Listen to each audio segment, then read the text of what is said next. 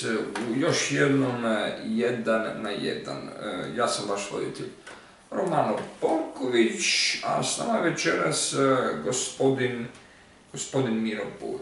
Pa dobro večer, gospodine Bulj. Dobro večer, dobro večer. Bravo, ste došli u moju emisiju. Evo, sad ovako, to su noćni sati već, pa vas mogu pitati u kakvom je stanju zapravo Sinjska krajina? Pa možete mi malo reći neki par riječi o Sinjskoj krajini, običajima i tako dalje?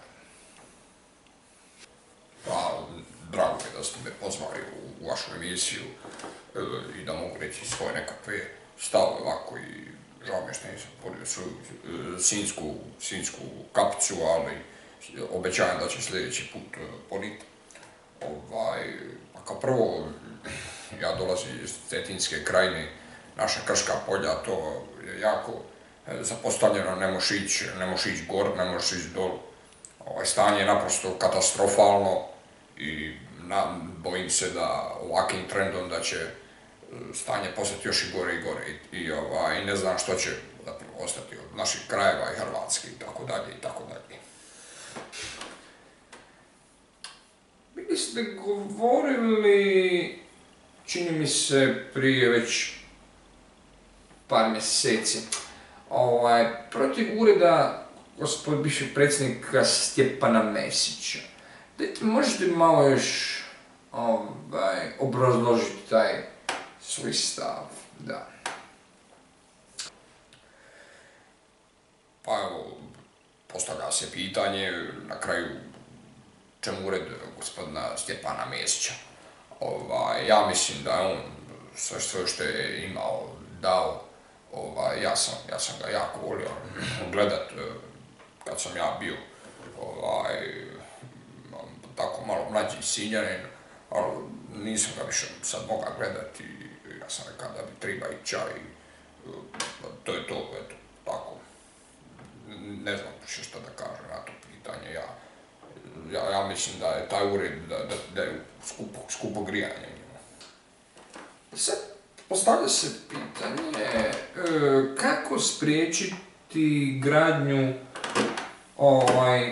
hidrocentrale na Peručkom jezeru, nove hidrocentrale. Kako biste vi to zaustavili? Pa dopustite da vas prvo ispravim. Radi se o termocentrali, a ne hidrocentrali, što je za nas u Cetinskoj krajini, u Dalmatinskoj Zagori i Dalmaciji neprihvatljivo. Mi nismo tako naučili proizvoditi struju i ja mislim da bi to bila velika katastrofa za naš alkarski kraj. A kako ja to mislim spriječiti? Pa ja ću ovako doći sa svojim braniteljskim očman i ja mislim da će oni morat će popustiti, jer ovako momak kao ja to rješava sa 2-3 riječi, to nema šanse.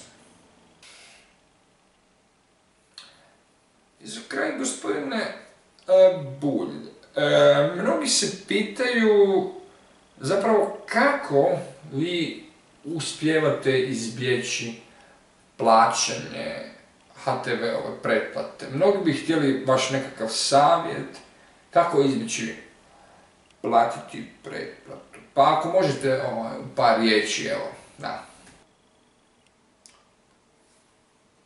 Pa evo, pravo, na prethodno pitanje, ja bih se ponovo vratio.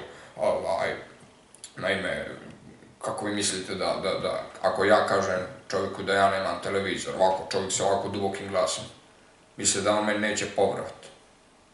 Pa ja mislim da hoće, jel da je? Tako da, mislim da nisam imao problema nikad govoreći da nemam televiziju i tako će i biti dalje. Hvala vam.